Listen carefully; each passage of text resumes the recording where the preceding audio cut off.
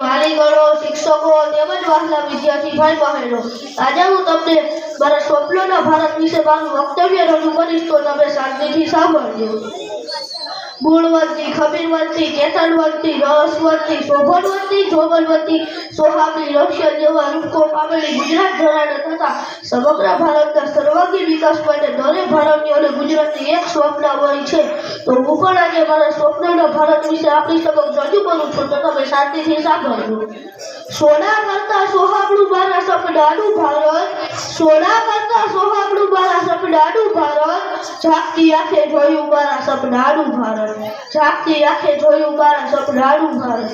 એક બાજુ હિમાલય પર્વત તો એક બાજુ થારનું રણ, એક બાજુ હિન્દ મહાસાગર તો અરબ સાગરનો મોટો વિસ્તાર, બીજી બાજુ ભારત રાષ્ટ્રોના અનેક જંગલો અને આ તમામની વચ્ચે ભારત રાષ્ટ્રોના જુદી જુદી જાતિના લોકો તેમની રહેણી કરીને ખાન પાન અને પોશાક વાહ શું વાત છે.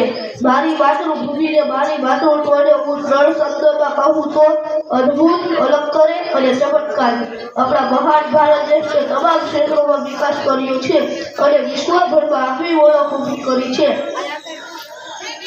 આપણા દેશે આરોગ્ય, શિક્ષણ, ખેતી વગેરે ક્ષેત્રોમાં વિકાસ સરળભરે સમગ્ર વિશ્વને આબિદ કર્યું છે.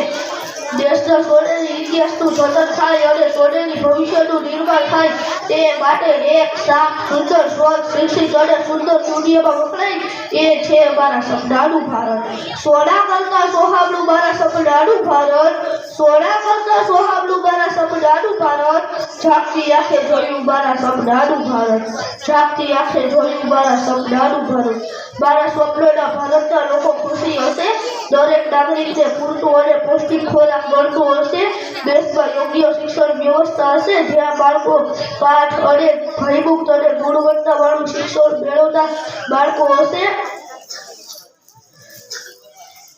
જ્યારે દેશનો એક પણ નાગરિક નિઃશક નહીં હોય ત્યારે શિક્ષણને ખુદપોત નહીં હોય. દેશના દરેક નાગરિકને સમાન હક અને સમાન તક મળતા હશે. મારા સપનાનું ભારત એટલે ગરીબી મુક્ત ભારત, મારા સ્વપ્નનું ભારત એટલે વ્યસન મુક્ત ભારત, મારા સ્વપ્નનું ભારત એટલે ભ્રષ્ટાચાર મુક્ત ભારત, મારા સ્વપ્નનું ભારત એટલે અંધશ્રદ્ધા મુક્ત ભારત, મારા સ્વપ્નનું ભારત એટલે સત્તા મુક્ત ભારત, મારા સ્વપ્નનું ભારત એટલે સ્વચ્છ ભારત, શિક્ષિત ભારત, સ્વસ્થ ભારત, સુંદર ભારત અને સ્વચ્છ ભારતમાં વખણાય એ છે મારા સપનાનું ભારત. અસ્તુ. જય હિન્દ, જય